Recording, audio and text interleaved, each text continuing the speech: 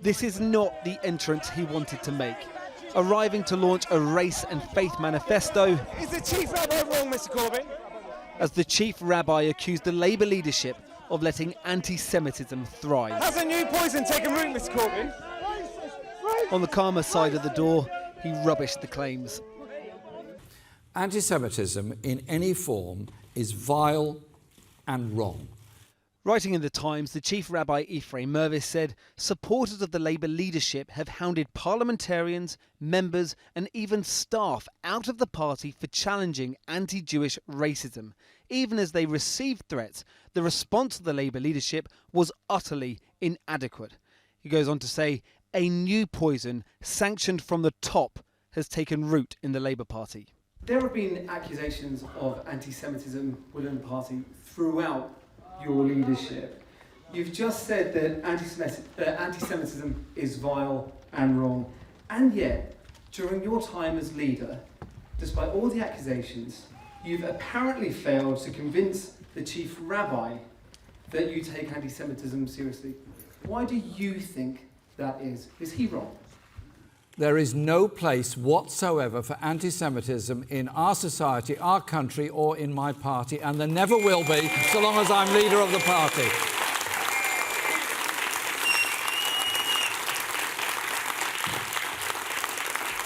And since I became leader of the party has adopted processes that didn't exist before, that has had a disciplinary process that didn't exist before, and where people have committed anti-Semitic acts, they're brought to book and, if necessary, expelled from the party or suspended or asked to be educated better about it. So I invite the Chief Rabbi, I invite the Archbishop of Canterbury, I invite all the other faith leaders to come, talk to us about what their concerns are. While Jeremy Corbyn protests he is taking on anti-Semitism, some members of the Jewish community say not nearly enough. It's almost unheard of for a Chief Rabbi to come out like this. And it is because he has not seen any signs of them dealing with it. And these constant claims by the leadership of the Labour Party, Corbyn, McDonnell and others, that these cases of anti-Semitism have been dealt with. They have not. The Jewish Labour movement say there are still 130 outstanding cases of anti-Semitism before the party, some dating back years. The chair of Momentum says Jeremy Corbyn is tackling anti-Semitism head-on. There were some that would argue the leader of the party hasn't done enough to reach out to the Chief Rabbi if we're in this position 2 weeks before an election, 4 years after being elected leader. The Chief Rabbi, a number of organisations in the Jewish community have unfortunately refused to engage with the leader himself. So I think that's something... So the problem is theirs, it's their problem. Look, I acknowledge the deep concern of the Jewish community about this. But I think we are doing our best to deal with it. I really do. I spent a lot of my time doing that. And you think Jeremy Corbyn is doing enough? Jeremy Corbyn is doing everything he can, yes. You are a refugee who fled the Nazis. What would you say to people who believe that there is still a problem with anti-Semitism within the Labour Party? I would say to people, bear with us, Jeremy Corbyn is a committed anti-racist. I don't believe for a moment he's anti-Semitic. I believe the Labour Party responded much too slowly to the need to tackle anti-Semitism, and we're now being punished for that slow response. Accusations of racism are not the sole preserve of Labour, though. Today, the Muslim Council of Britain accused the Conservative Party of, quote, denial, dismissal and deceit over the issue of Islamophobia within their party. And in Bolton, the Chancellor was asked repeatedly whether, like Boris Johnson in an article last year, he would use the language that Muslim women wearing burqas, quote, look like letterboxes. Articles like that are best read in their entirety so that people can understand the point being made, rather than someone picking out certain words and focusing just on those. With respect, would you use that language? Would you use that language? I think that I've answered the question. All politicians will use the language that they choose. Both parties deny they have problems with institutional racism. Both parties believe the other has questions to answer. Neither parties wanted to be answering them with just 2 weeks to go to an election. Well, today's row over the Chief Rabbi's criticism of Jeremy Corbyn has also exposed the way battles are increasingly fought out over social media in this general election. A small number of Labour-supporting Twitter accounts have led the counter-attack, both denying the charge of anti-Semitism, but also seeking to undermine the Chief Rabbi's credibility. Anya Pop reports. Target Voter has been looking at how Labour supporters shape the digital response online to an attack on their leader without the formal involvement of the party. When the Chief Rabbi attacked Labour's record on anti-Semitism and asked everyone to vote with their conscience, he predicted that it would be demonised on social media and accused of being partisan. And he was right. Tweets like this from Labour supporting accounts linked the Chief Rabbi with Boris Johnson, highlighting how he congratulated Mr Johnson on becoming Prime Minister and said that the anti-Semitism row is a smear campaign against Corbyn and Labour. Another theme, that the attack on Mr Corbyn is motivated by his entirely justified criticism of the far-right government of Israel. This tweet, one of many to share links to a Times article quoting the Chief Rabbi on the Israeli use of force in Gaza. The message, I wonder why he doesn't like Jeremy Corbyn, the most pro-Palestinian leader the Labour Party has ever had. Many of the Twitter accounts hitting back featured in a report published last year by a Jewish organisation, the Community Security Trust. The research used in the report was from the data science company Signify. It identified 36 accounts that it dubbed the engine room, which drove Labour messages on the anti-Semitism row. So what we've seen is that networks like this are very good at activating social media, and they organise in various different ways. One technique is arranging Twitter storms where groups will agree upon a particular theme and a time, and then they will all try and post about that at the same time in order to change the narrative on Twitter and change what's trending. In the past, the Labour leadership may have been grateful for their grassroots activists defending them online. However, on this very sensitive issue, questioning the Chief Rabbi's motive may damage Jeremy Corbyn's message that he's taking the issue seriously. And if you've seen any political messaging that you think we should look into, send them to targetvoter@itn.co.uk. Well, earlier I spoke to the actor Miriam Margolyes, and I began by asking her what she makes of the comments of the Chief Rabbi. I'm a member of the Labour Party, and I'm Jewish, and I'm very sad that people feel that they can't vote Labour. It really upsets me. I think the Chief Rabbi has every right to speak out and protect his flock. I just think he's wrong. Jeremy Corbyn isn't an anti-Semite. I know him personally. I don't think he's a great leader. But then look at the opposition. And I just feel very sad that it's come to this. But it's clear that Jeremy Corbyn has not been able to get on top of the problem. And when he said that all the cases have been dealt with, that wasn't quite correct. And there are many people who have left, from his MP's benches because of this issue. I mean, it's been a failure, hasn't it? Yes, I think there's no doubt that it's been a failure. And I don't think it's been handled well. And I'm sad for that. I know members of the Labour Party, Dame Margaret Hodge, for example, who was at my school and whom I respect deeply.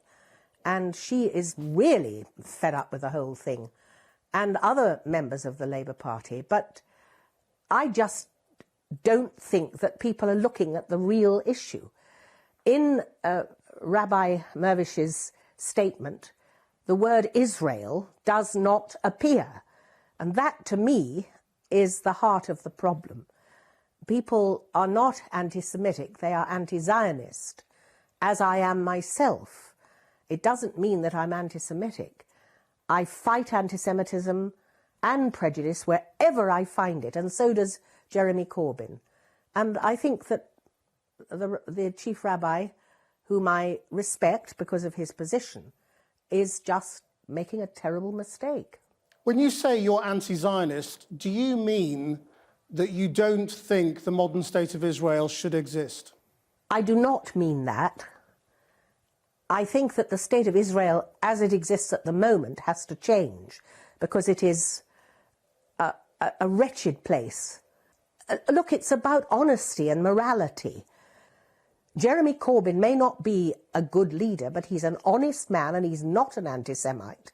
I would prefer that Keir Starmer were the leader of the Labour Party, and then I think we'd sail in, because anybody with any sense wouldn't vote for Jeremy Corbyn, would vote for Jeremy Corbyn, because he's going to protect the National Health Service. And to me, that's more important than any other issue, more important than Brexit or more important than anti-Semitism. So what do you say to Jewish people who genuinely feel a sense of threat were Jeremy Corbyn to become Prime Minister? I say that they are fanning the flames of anti-Semitism. It is completely wrong to listen to what people are saying about Jeremy Corbyn. I just don't understand it. I don't believe that Jeremy Corbyn is anti-Semitic. I'm sure that he's handled it badly. Everybody makes mistakes, and I think he's made mistakes. But he hasn't become an anti-Semite. He doesn't support anti-Semitism. He loathes it, as every right-thinking person does. And I just feel desperate that we are prepared to take on board as Prime Minister a shoddy liar like Boris Johnson. How can you believe a thing he says? The man is a complete falsehood from start to finish. He's a blustering bully. And I think if you have to choose between the two, for goodness sake, choose Jeremy Corbyn. You said earlier that it would be better if Keir Starmer was leading the Labour Party. Do you think Jeremy Corbyn should step down quickly if he doesn't win the election? Well, I think he should step down right now and we'd sail in, because people don't want Jeremy Corbyn. Because, I mean, people don't want Jeremy Corbyn as the leader, because he's not a very good leader. He's a lovely bloke. But I think Keir Starmer is more acceptable to the country as a whole. He's a decent bloke. Miriam Margolyes, thank you very much indeed. Thank you. Well, joining me now is Mike Katz, the National Chair of the Jewish Labour Movement, and Rivka Brown, a member of the Labour Party and of the organisation Jews Against Boris. Mike Katz, if you don't want Jeremy Corbyn, who do you want Jewish traditional Labour supporters to vote for? We're not telling anybody who they should vote for, but we're very, very clear as a movement, a social society celebrating nearly 100 years of affiliation to the Labour Party, that we don't have confidence in Jeremy Corbyn as the leader of our party, or indeed as Prime Minister. So you're saying don't vote Labour? No, we're not. We are not telling people how to vote, but what we are saying is that we are only supporting a few exceptional candidates in exceptional circumstances this time round. And that's in stark contrast to every other general election where the Jewish Labour movement has been campaigning from the forefront to get Labour elected. And it's because we've had 4 years since he became leader of Jeremy Corbyn and the leadership's failure to engage properly with this problem, to take proper action, to show contrition and to make a change. And so the idea, as you were saying today, that somehow if only people spoke to him, it would be all right, is for the birds. Rivka Brown?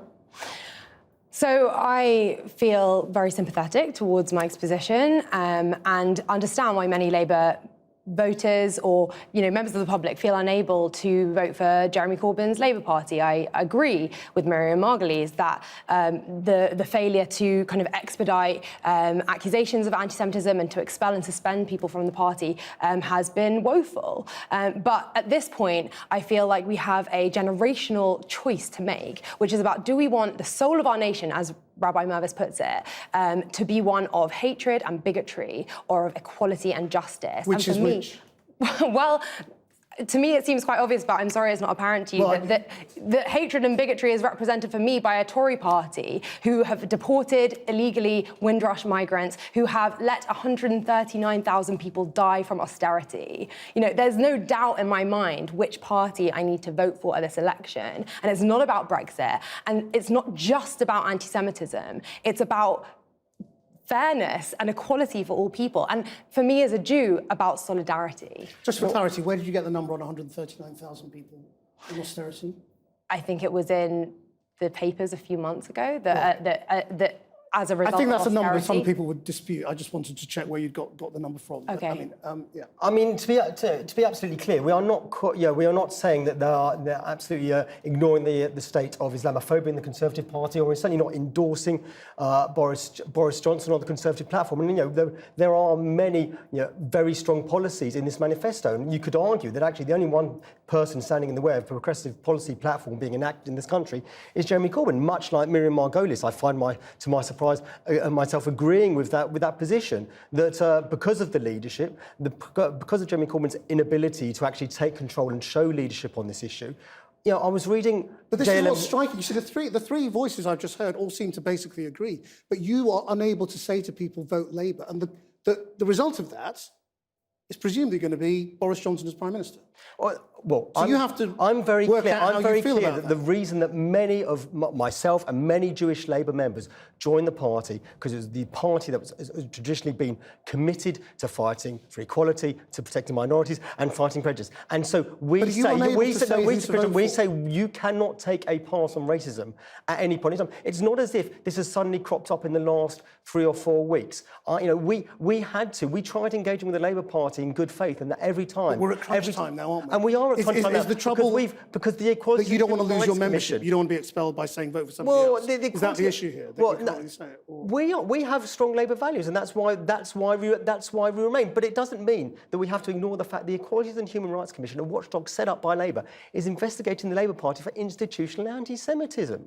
This is a terrible state to be in, and they don't do this in a frivolous way. They do it because it's a serious issue. Yeah. I mean, personally, I completely sympathise, and I don't feel like Jews should be put in a position of being forced to vote for a party that they deeply, that they feel is an existential threat. But like Miriam says, I believe that those people are wrong in their fears, and I don't feel like those fears are founded. What difference do you think the intervention of the Chief Rabbi makes? Do you think it will mean that Jews change their votes? I mean, I doubt many of the people that Rabbi Mervis is speaking to haven't already made up their minds against the Labour Party. So in a way, no. But what I think it does show is that the kind of Jewish communal leadership has derelicted their duty to solidarity between Jews and all minorities in a way that is not just unprincipled, it's unpractical. The right in our country, which Rabbi Mervis is implicitly supporting, is so much more dangerous for Jewish people, for minorities, and for all oppressed people. I'd have to disagree. You would dispute that? That the Tories are more dangerous for Jews? I dispute with you making that association. He spoke out because he realised the clear signal danger, and he wasn't really speaking to Jewish voters, because I think Rivka's right on the point about them making up their minds. He's trying to speak to the country to help them understand the very clear choices they face at this election. And I think the idea that you are somehow misdirecting... But he's misappropriating that choice. He's misappropriating the concerns of Jewish people. He's a leader in the Jewish community, and he's speaking out because he sees a community that is deeply threatened by choices at this election. Break in, but we're going to have to leave it there. Thank you both very much indeed for coming in.